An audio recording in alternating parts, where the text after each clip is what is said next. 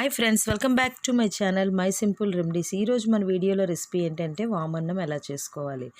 అయితే ఈ వామన్నం అనేది మనకు జలుబు జ్వరం ఇలాంటిది ఉన్నప్పుడు నోటికి ఏమీ తినాలనిపించదండి. అలాంటప్పుడు ఇది తిన్నట్లయితే మనకు కొద్దిగా రిలీఫ్గా ఉంటుంది. అయితే ఇది ఎలా ప్రిపేర్ చేయాలో చూద్దాం. ముందుగా మనం కుక్ చేసుకున్నటువంటి రైస్లో ఒక 1/2 టేబుల్ స్పూన్ పసుపు, 1 టేబుల్ స్పూన్ ఉప్పు కలిపి బాగా రైస్కి పట్టే విధంగా కలిపి పక్కన పెట్టుకోవాలండి. పెట్టుకున్న తర్వాత దీన్ని మనం తాలింపు పెట్టుకుంటే సింపుల్గా అయిపోతుంది. అదే ఇది ఉప్పు పసుపు బాగా కలవాలండి. బాగా కలుపుకోండి ఒక 5 మినిట్స్. కలుపుకున్న తర్వాత ఏంటంటే మనం దీనికి తాలింపు సామాన్లు పచ్చిమిర్చి, వెల్లుల్లిపాయ, జీలకర్ర, ఎండుమిర్చి, తర్వాత కరివేపాకు, తర్వాత వాము అనేది తీసుకోవాలండి. తీసుకొని మనం వీటన్నిటిని తాలింపు పెట్టుకోవాలి.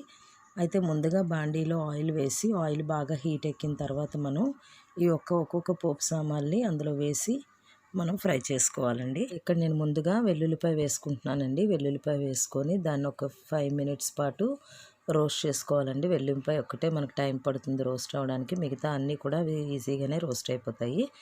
వెల్లుల్లిపాయ వేగిన తర్వాత మనం ఎండుమిర్చి, పచ్చిమిరపకాయలు వేసుకొని బాగా కలపాలండి.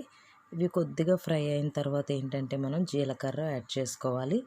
జీలకర్ర వేసిన తర్వాత మనం వాము వేసుకోవాలండి. వాము వేసి బాగా కలపండి.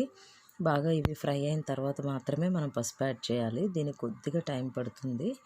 అయితే మనం కొద్దిగా సిమ్లో పెట్టుకొని ఇప్పుడు మనం పసుపు యాడ్ చేద్దాం. పసుపు యాడ్ చేసి పసుపు కూడా ఈ యొక్క పోపు సామాన్లు అన్నిటికీ పట్టాలండి.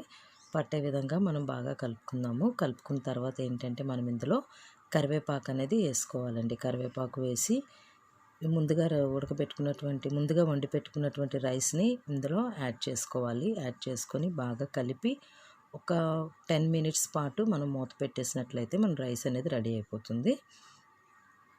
అయితే మనం బాగా కలిపి మూతని పెట్టుకుందాం. మూతను పెట్టుకొని దీన్ని తీసేసినట్లయితే మనకి రైస్ అనేది రెడీ అయిపోతుంది. ఇది ఎవరైనా చిన్నపిల్లలు పెద్దవాళ్ళు ఎవరైనా తినచ్చండి.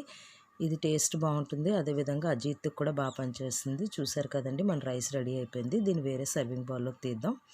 ఈ వీడియో మీకు నచ్చినట్లయితే లైక్ చేయండి, షేర్ చేయండి. నా ఛానల్ని సబ్స్క్రైబ్ చేయడం మాత్రం మర్చిపోవద్దు.